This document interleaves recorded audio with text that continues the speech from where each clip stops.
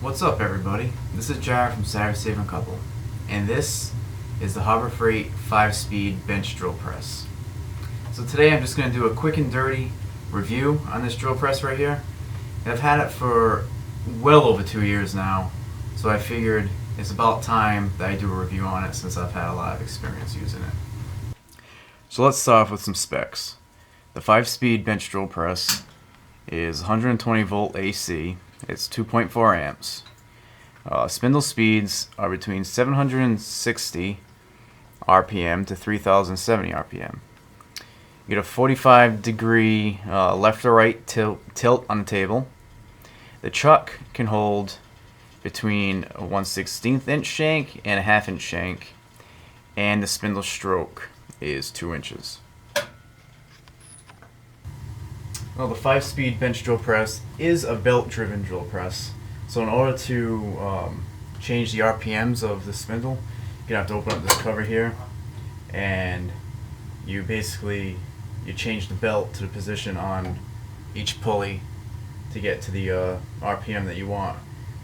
So just like any other belt-driven lathe or drill press or milling machine, same deal. You're going to look at the chart and it tells you which pulley to put the belt on and which corresponding pulley. That's an example there. So that's pretty straightforward. It's pretty easy to do. You just loosen up a lock on the motor, and you can go ahead and you can move the motor so you can change the belt.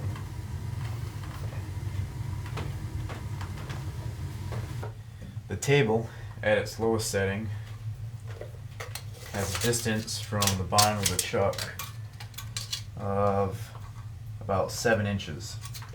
But that doesn't mean you could actually drill into something that's 7 inches tall, because you have to compensate for whatever size drill bit you have inside the chuck. But just to give you an idea, and locks like this, so it's a pretty typical locking mechanism for a budget type drill press, and you can slide it all the way up and down and left and right depending on your needs. You also, if you had to, you have T-slots at the bottom here, and you could clamp something down to the base and drill into it right off the base. So a little bit of versatility there. On the left side of the drill press, we have a scale. As you can see, it goes from 0 to 2 inches, because 2 inches is the maximum spindle stroke that we have. And you have two nuts here that you can lock together to set a stop for a certain depth that you want to drill into something. This is, you'll find this on any drill press, really. The Harbor Freight drill press, as you can see, it's not the most rigid in the world, but it does its job. I mean, you shouldn't have to do any kind of really high precision type depth cuts on a drill press anyway. For something like that, you'd be using a real milling machine. So it does its job. Not perfect. We also have a light. I'm going to go ahead and give you an idea of how well the drill press performs. So I have a 1 3/8 inch Forstner bit. I'm going to go ahead and drill it into some red oak. This is actually salvaged off of an old pallet. So rough cut red oak. And it has a decent hardness to it, and this is a large diameter Forstner bit. So we'll see if this Harbor Freight drill press can handle it.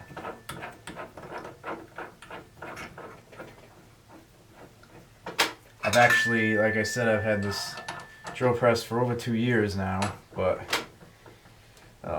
I honestly haven't tried drilling this large of a hole into oak with it yet until now. So I'm not going to go full depth because, as you can see, this clearance hole on my table will not allow that forcing bit to fit through. I don't want to screw up my drill press, so I'm only I'll drill it, almost fully through the wood, but I'm going to stop a little short. But that should be enough to give us a good idea of how well the drill press performs. So I brought my my locking nuts up on the scale on the side just to make sure I have enough depth of cut.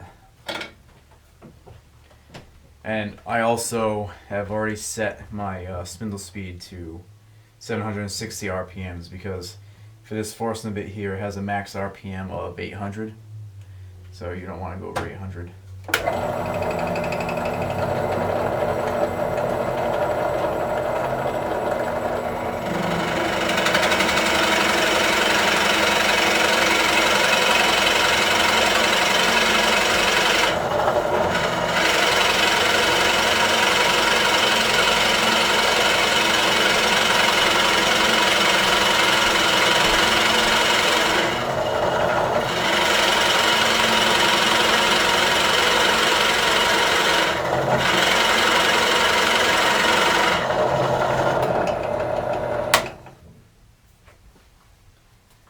I think that went pretty well. The drill press actually held up very well. I didn't feel it bogging down at all. Yeah, it cut a nice straight, clean 1.3" diameter hole. Like I said, I didn't go full depth, but to be honest, it didn't feel like it was bogging down much at all. As long as you have a nice sharp bit in here, this drill press is gonna be well worth the money. Alright guys, so that completes my review of the Harbor Freight 5-speed benchtop drill press. Overall, I think it's a great drill press. If I was to rate it on a 5-star scale, I would give it, actually I'd give it about a 3.5 or 4 out of 5 stars. I think it's a really decent drill press, especially for the money. It's about $70 right now at Harbor Freight if you were to pick one up. I mean, you can't go wrong. It's about the cheapest drill press you're going to find in this size, and it does the job. As long as you're not looking to cut stainless steel or any of the types of hard metals. You'd even probably have some trouble on some softer metals like aluminum if it was thick. I have cut metal on it before, but it was thin sheet stock. It has no problem with that. And as you can see, it does a great job on wood, even hardwoods and obviously softwoods as well. Overall, really decent drill press. I think if you don't have the budget, it's a great one to go ahead and you should feel safe to buy one. So I'm Jared from SavvySavingCouple.net. Thank you very much for watching.